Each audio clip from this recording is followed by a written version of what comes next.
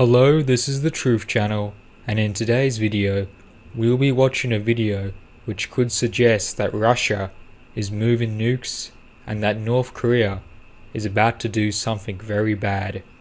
Tell us what you think below in the comments. This is a real capability in a hot war that exists right now in Syria with multiple players.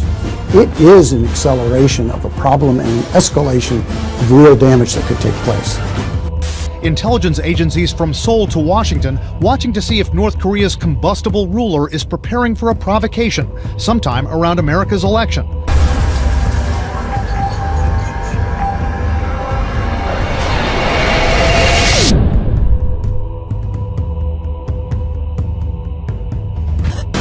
Vladimir Putin moving nuclear-capable missiles to the border with Poland and Lithuania. A military maneuver that may violate international treaties, but Putin sees it as a show of strength on NATO's doorstep, as Washington and Moscow head toward the brink of a new Cold War. We run the risk of having an accelerated relationship that's nothing but potentially bad with Russia if we don't very aggressively address this.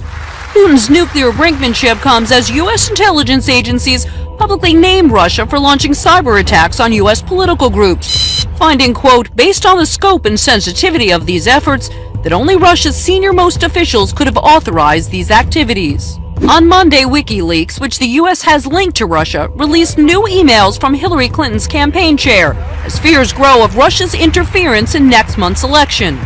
Since the collapse of a U.S. ceasefire deal in Syria and Putin's fresh assault on Aleppo, there are new signs Russia is further ramping up its military operation in Syria to help prop up Syrian President Assad.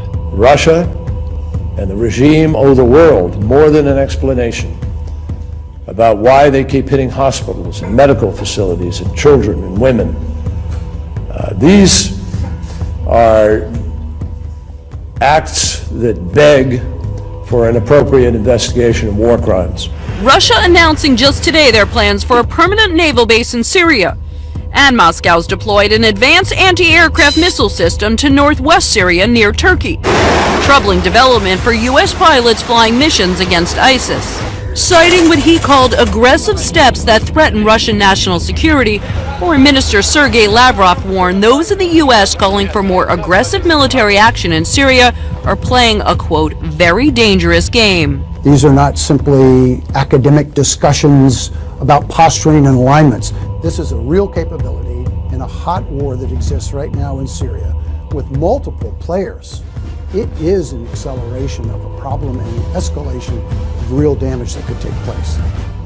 Tonight, tensions between Kim Jong-un and his enemies are ramping up. Intelligence agencies from Seoul to Washington watching to see if North Korea's combustible ruler is preparing for a provocation sometime around America's election. Tonight, the monitoring group 38 North has new satellite pictures of the Sohae satellite launching station in North Korea, pictures which indicate something could be brewing. What we're seeing now is activity near here. We see crates on the launch pad, and we see activity here near the fuel oxidizer bunker. There are some vehicles out front.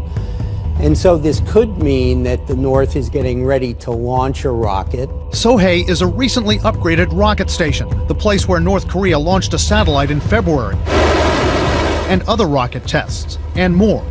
The North Koreans are developing a larger space launch vehicle, which the technology in that vehicle could be used for an intercontinental ballistic missile. Those are long-range missiles North Korea is believed to be developing, which could soon have the capability to strike the U.S. with a nuclear warhead.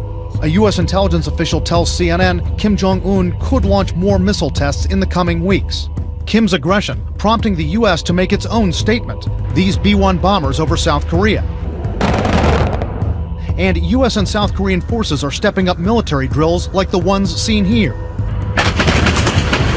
Tonight, they're conducting anti-submarine drills together off the coast of South Korea, possibly in response to Kim's submarine-launched missile tests in August. Off Alaska, American and South Korean forces are simulating attacks on nuclear facilities.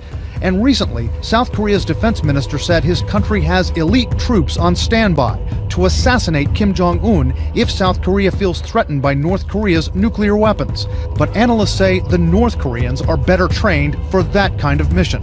They have not been operating in North Korea, as far as we know, for decades. And so they don't have the practical experience. The North Korean Special Operation Forces have operated in South Korea recently and are probably more capable than the South Korean counterparts. North Korean special forces have launched several commando raids inside South Korea and made multiple attempts to assassinate South Korean presidents in years past. And Kim's regime has responded to the South Korean threat to target Kim, saying that if that happens, North Korea is going to reduce the South Korean capital, Seoul, to ashes, and that they'll wipe the U.S. territory of Guam from the face of the earth.